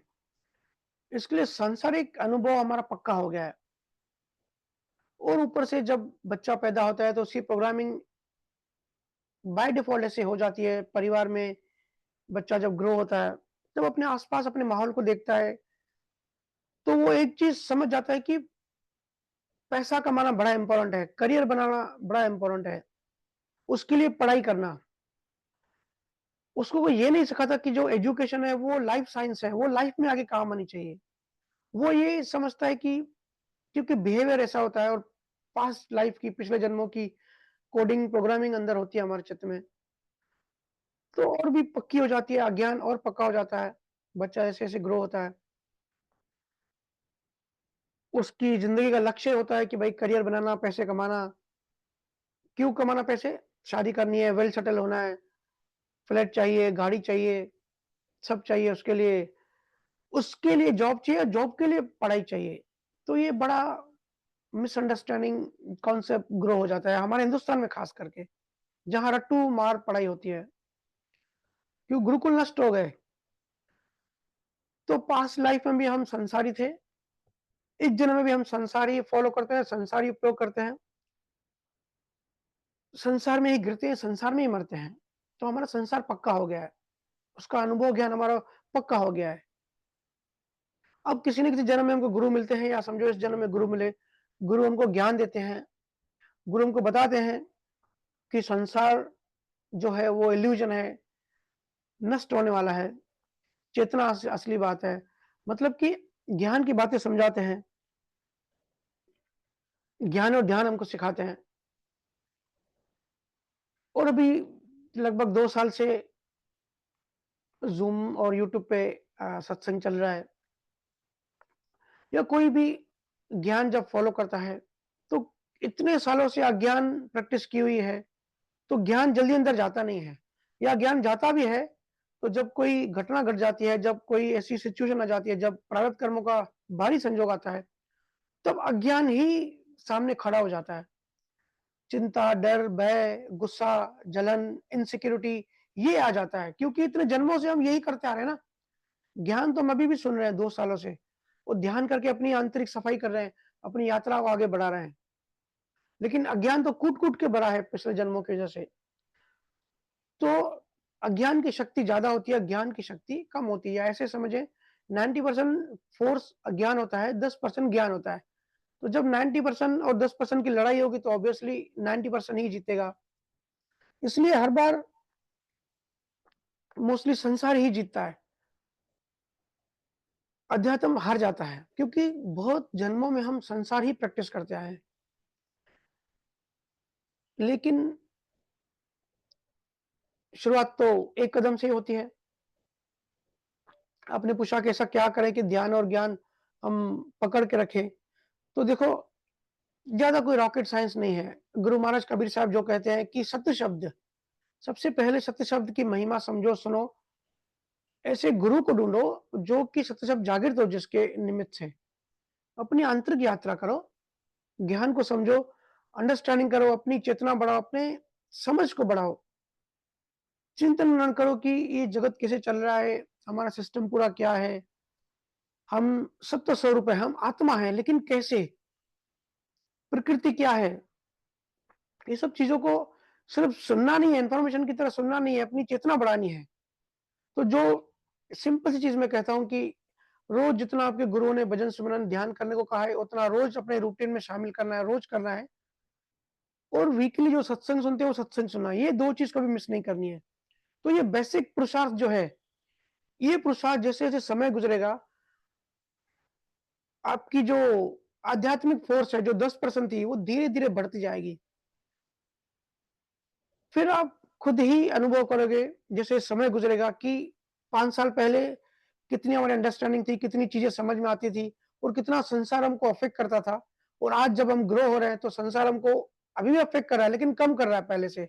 कंपैरिज़न आप जब खुद करोगे कि 10 साल पहले कैसे थे और अब कैसे हैं, तो अगर आप ये पुरुषार्थ फ़ॉलो कर रहे हो, रोज़ भजन सिमरन ध्यान में डूबते हो, अपनी चेतना को आगे बढ़ाते हो और सत्संग सुनते हो, चिंतन मनन करते हो, ये सिंपल सा पुरुषार्थ है।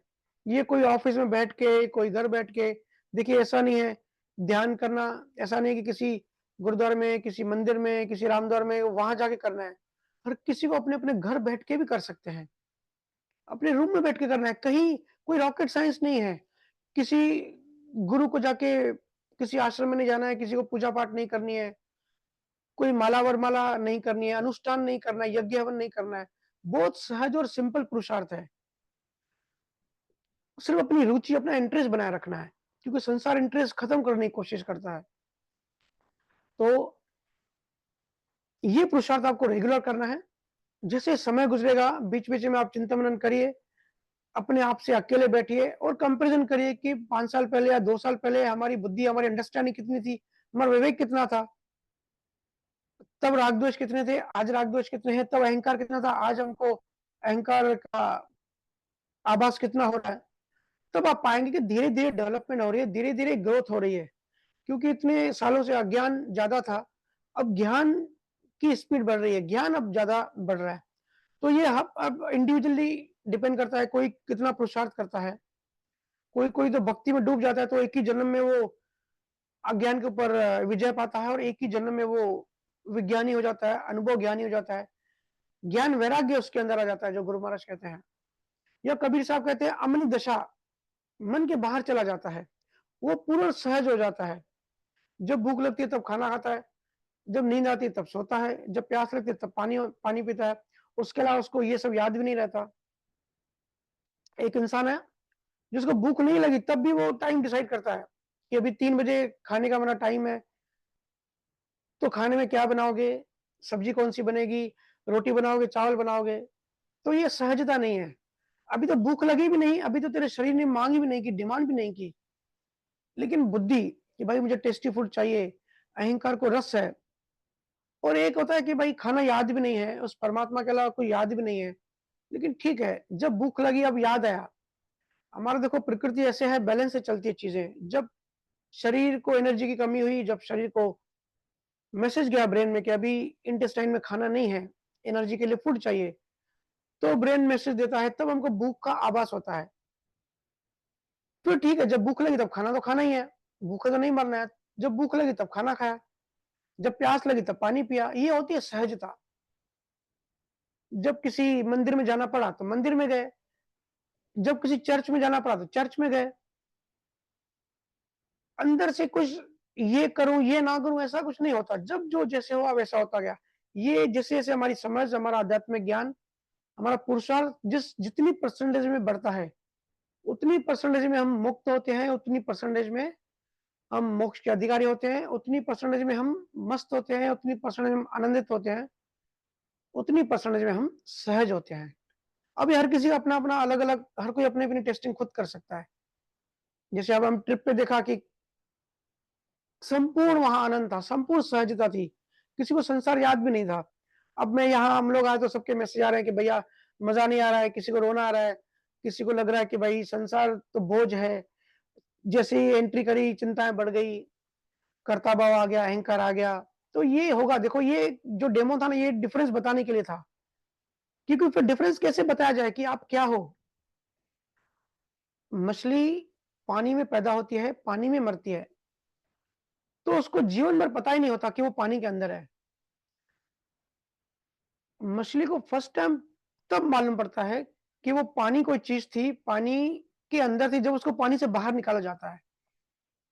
लेकिन इस प्रकृति में तो ऐसा कोई सिस्टम भी नहीं है, उस काल की बनाई हुई दुनिया ऐसी है कि कोई सिस्टम ही नहीं है कि आपको बाहर फेंका जाए, होन काल के बाहर आपको फेंका जाए और बताया जाए कि देखो आप ब्रह्मांड के बाहर चले गए, ये आप असली में हो और आप ब्रह्मांड में थे। क्योंकि इसी वातावरण में हम हैं, यहीं पैदा होते हैं, यहीं मरते हैं, तो हम कभी एहसास नहीं कर पाते। लेकिन ये जो 3 दिन जो आनंद में थे ना, ये थोड़ा बहुत उसकी झलक थी।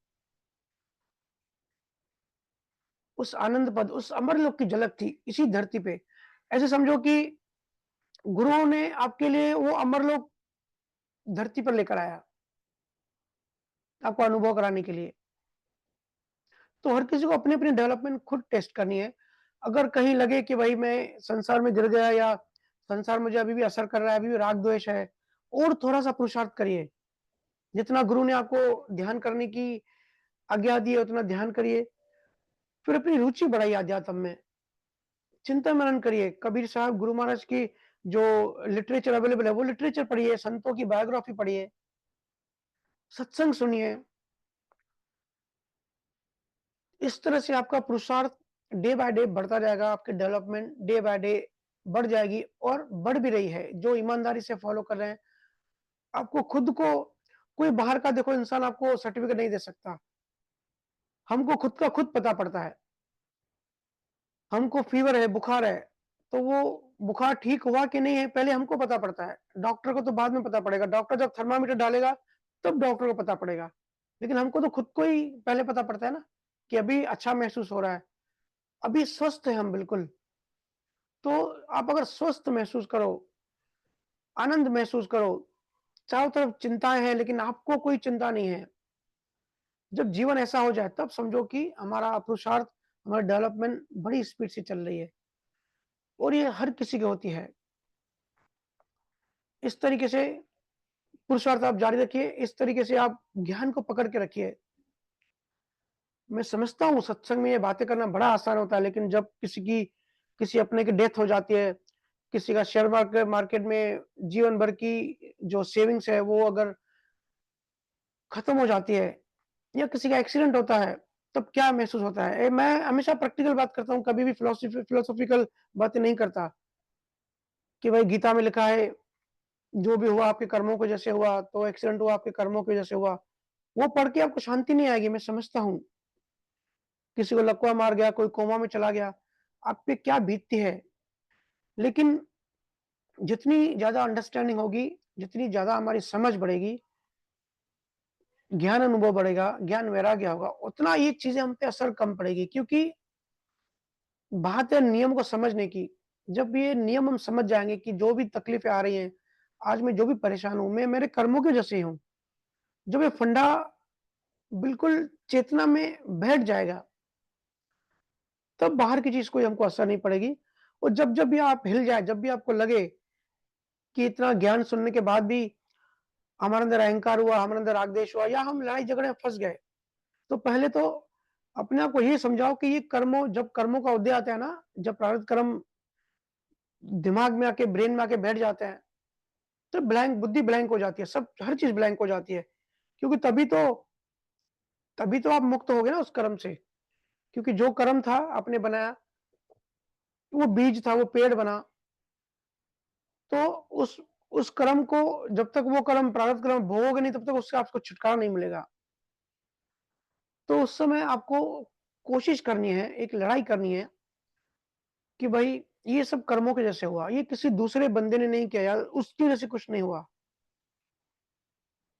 थोड़ी देर के लिए हो सकता है आप ज्ञान भूल जाओ, थोड़ी देर के लिए संसार आपको पूरा चिंतित करेगा, ऐसा क्यों हुआ, ऐसा नहीं होना चाहिए, राग द्वेष आएँगे, लेकिन उस समय ज्ञान का सहारा लीजिए, सत्संग सत्संग सुनिए, गुरु की किताब पढ़िए, और दूसरे दिन सब भूल जाइए। उसके जब नेक्स्ट फेज़ आएगा, तो कल कुछ हुआ ही नहीं था, वैसे के वैसे हो जाइए।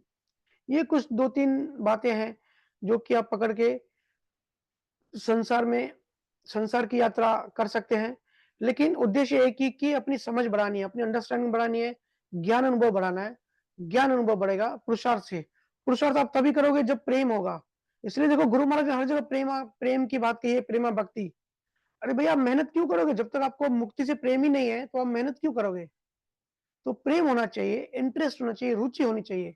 अगर आपका इंटरेस्ट किसी भी चीज़ में है संसारी, उसके बारे में ज़्यादा चिंता मनन नहीं करिए। लेकिन भक्ति में अगर आपका इंटरेस्ट कम हो रहा है, तो ये बड़ी सीरियस बात है। तब आप इंटरेस्ट बढ़ाइए। अपने गुरु से पूछिए कि इंटरेस्ट कैसे बढ़ाएँ? क्या करें? उसका सॉल्यूशन लीजिए। ठीक है? लेकिन पुरुषार्थ जारी रखिए, चाहे कुछ भी हो जाए, अपना डेली बेस पे पुरुषार्थ कंटिन्यूअसली रखना है। एक दिन भी, एक श्वास भी हमको वेस्ट नहीं करनी है, क्योंकि समय बड़ा कम है। ठीक है संगीता जी? तो इस तरीके से आप आगे बढ़िए। Next question.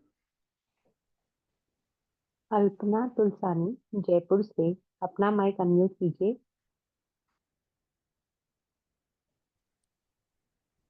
राम राम भैया। राम राम। कैसे हैं भैया? मस्त एकदम।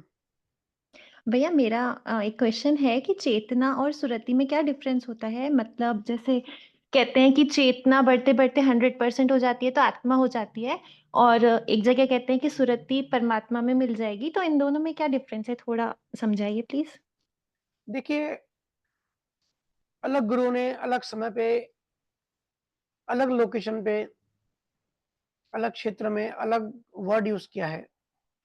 जैसे मुझे चेतना वर्ड ज्यादा पसंद है। गुरु महाराज ने उसी को हंस कहा है। गुरु महाराज कहते हैं कि चेतन तत्व जो है वो जीवात्मा शिव ब्रह्म पे, पार ब्रह्म से हंस आया, शिव ब्रह्म पे उसको श्रुति मिली, फिर और आगे बढ़ा, चिदानंद पे उसको, वो जीव चेतन हुआ। उसके बाद आगे प्रोसेस हुए और 5 तत्वों का शरीर मिला।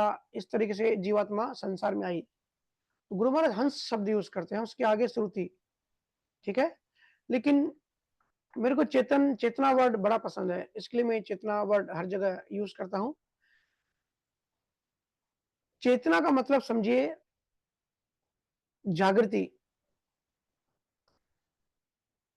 जागृति कहिए, चेतना कहिए, होश कहिए, अवेयरनेस कहिए, आत्मा कहिए, स्वरूप कहिए, सब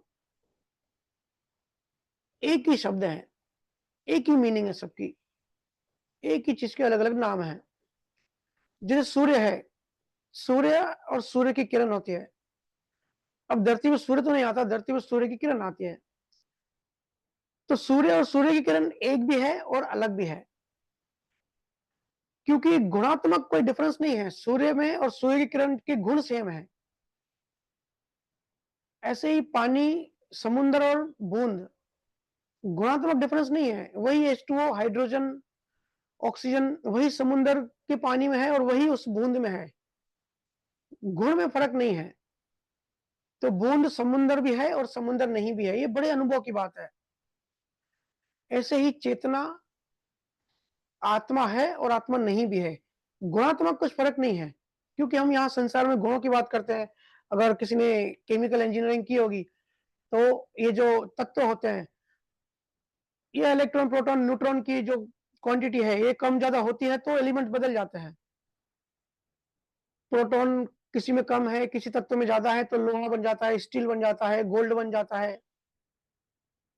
गुण में फर्क आ जाता है, क्योंकि ये प्रकृति है। प्रकृति जड़ तत्व है, जड़ तत्व गुण सबके अलग अलग होते हैं। इसी को तो हम दुनिया कहते हैं ना। लेकिन स्वरूप में, आत्मा में अलग गुण नहीं होता, वो एक ही होता है। इस तरह से आत्मा, चेतना आत्मा भी है और नहीं भी। जब मैं कहता हूं चेतना बढ़ाओ, मतलब अवेयरनेस बढ़ानी है, होश बढ़ाना है।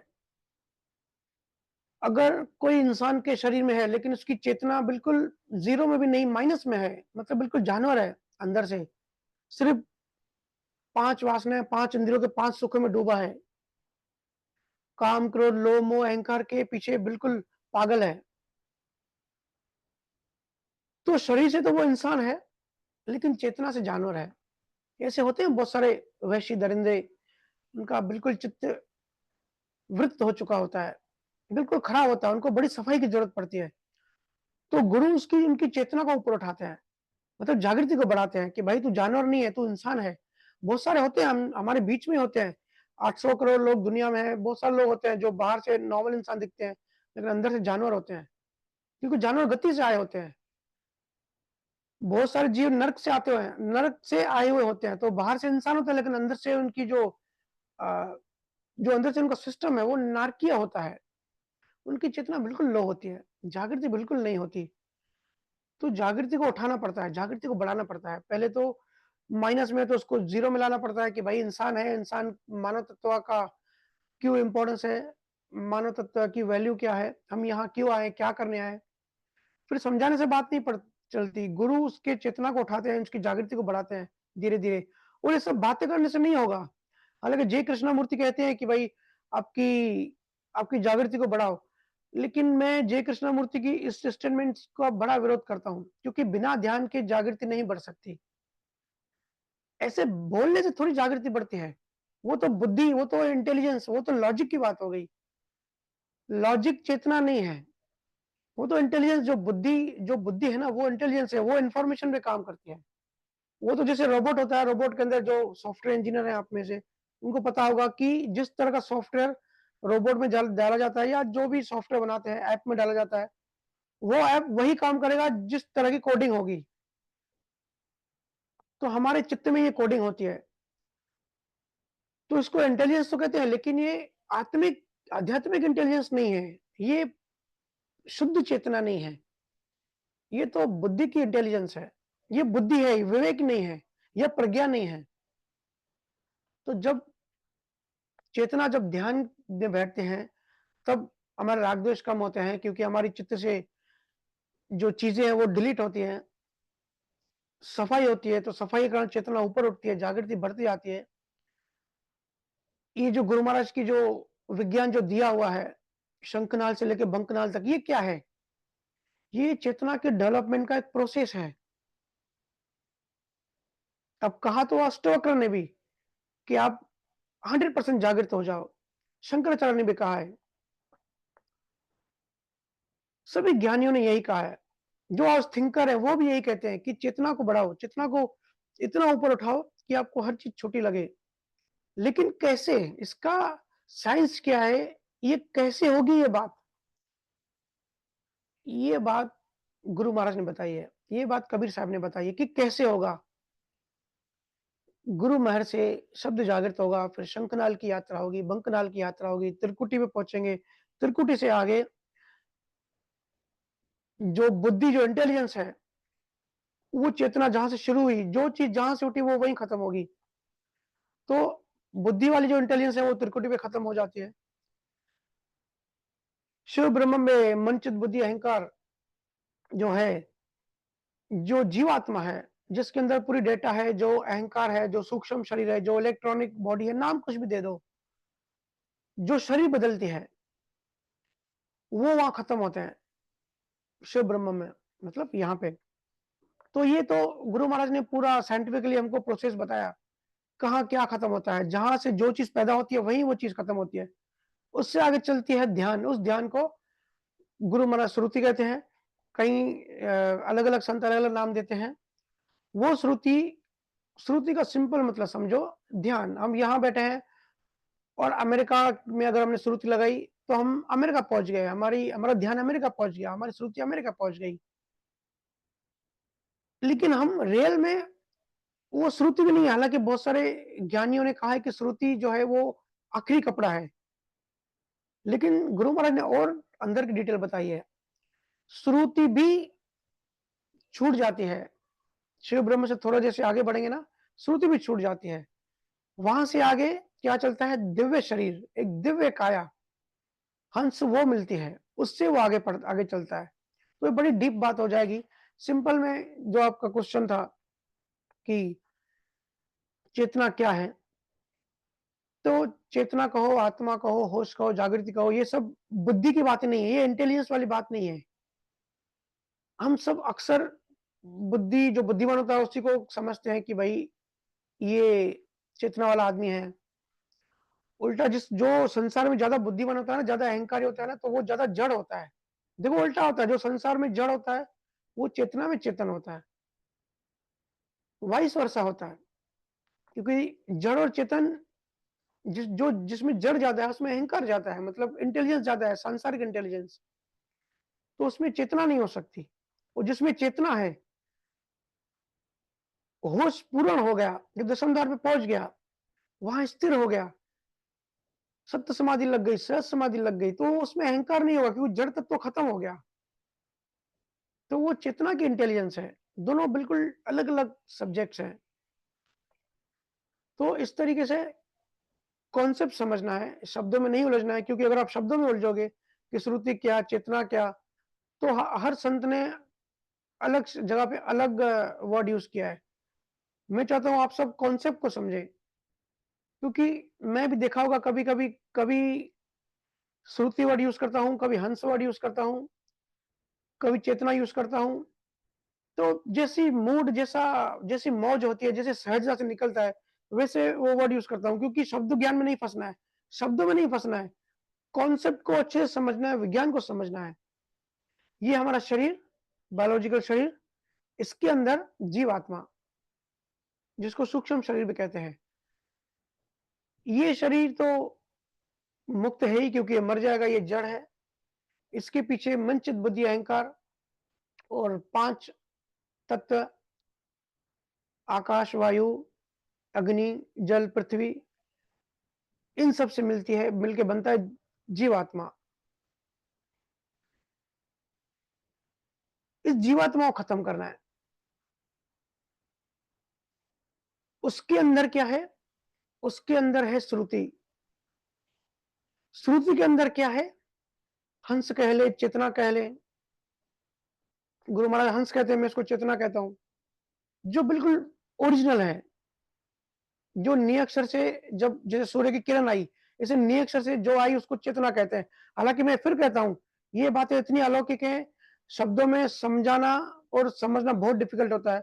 जब ये अनुभव करेंगे ना, तब आपको पता पड़ेगा कि हंस क्या है, चेतना क्या है, कैसे वहां से आई, कैसे ग्रोथ हुई और कैसे मुक्ति होगी। एक एक लेवल पे, एक एक स्थान पे जो जो कपड़े पहन लिए, फिर जब ऊपर उठते हैं तो चेतना एक एक कपड़े को उतार के जो शुद्ध रूप में, अपने मूल रूप में, यही हमने हिवरा सत्संग में यही सब्जेक्ट लिया था कि एक समझो एक इंसान है, उसने अपने ऊपर बनियान पहन ली, बनियान के ऊपर शर्ट पहन ली, शर्ट के ऊपर टी शर्ट पहन ली, टी शर्ट के ऊपर जैकेट पहन लिया, तो ये लेयर्स हो गए। ऐसे ही चेतना ने अपने ऊपर श्रुति पहन ली, श्रुति के ऊपर मन, चित्त, बुद्धि, अहंकार और 5 तत्व पहन लिए, और उसके ऊपर ये बायोलॉजिकल शरीर पहन लिया। बट ओरिजिनल में हम जिसको मैं कहते हैं, वो मैं क्या है? क्या शरीर है? नहीं। क्या वो जीवात्मा है? नहीं। क्या वो श्रुति है? अब श्रुति का के अगर आप जय कृष्णामूर्ति, शंकराचार्य तक पढ़ेंगे, रामानंद का, तो वो सब कहेंगे हाँ श्रुति लास्ट है। लेकिन कबीर साहब, दराजी महाराज, गुरु महाराज ने इसके आगे की बात भी कही है। श्रुति के भी अंदर जो है वो है हंस। वो जो मैं कहते हैं ना, वो है मैं, जो शब्द में जाकर लीन हो जाता है जब अखंड ध्वनि सुनते हैं। तो इस तरीके से जीव संसार में आया कपड़े पहनते पहनते, अब वापस जाना है। वापस फिर कैसे जाएंगे? जिस स्थान से जो कपड़े मैंने मिले, वो कपड़े उतार दिए। चेतन तत्व मिला चिदानंद ब्रह्म पे, वहां पे चेतना जो बुद्धि है वो दे दी। आगे बढ़े शिव ब्रह्म पे, मनचित, बुद्धि, अहंकार और 5 तत्व, ये कपड़े उतार दिए। समझो अभी जैकेट उतार दिया, उसके पीछे टी शर्ट थी वो उतार ली, फिर टी शर्ट के अंदर जो शर्ट थी वो शर्ट उतार ली, फिर शर्ट के अंदर जो बनियान है वो बनियान उतार ली। अब जो शुद्ध, जो ओरिजिनल है इंसान, वो हमको मिलेगा, ओरिजिनल स्किन। ऐसी हम सबकी जो ओरिजिनल स्किन है वो है चेतना, वो है हंस। उसके ऊपर ये सब कपड़े पहने हुए, उसके ऊपर ये सब लेयर्स पहने हैं। तो ये सब जब भजन में, जब गहरे ध्यान में गहरे उतरेंगे, तब हर चीज अनुभव होगी, हर चीज अंडरस्टैंडिंग में आएगी, हर चीज की समझ बढ़ेगी। अब समय हो गया है, सत्संग को यहीं विराम देते हैं। आप सबने इतना आनंद से, इतने शांति से सुना, समय दिया, इसके लिए आप सबका बहुत बहुत धन्यवाद। मस्त रहिए। जीवन बड़ा ही खेल है। अगर इसको सीरियस लेंगे तो ये एक बीमारी है। अगर खेल, एक ड्रामा, एक प्ले की तरह लेंगे तो बड़ा आनंद, बड़ा मजा है। प्लेफुल रहिए, किसी चीज की कोई फिक्र मत करिए। सतगुरु आपके साथ है। बहुत बहुत धन्यवाद। धन्यवाद भैया। राम राम भैया।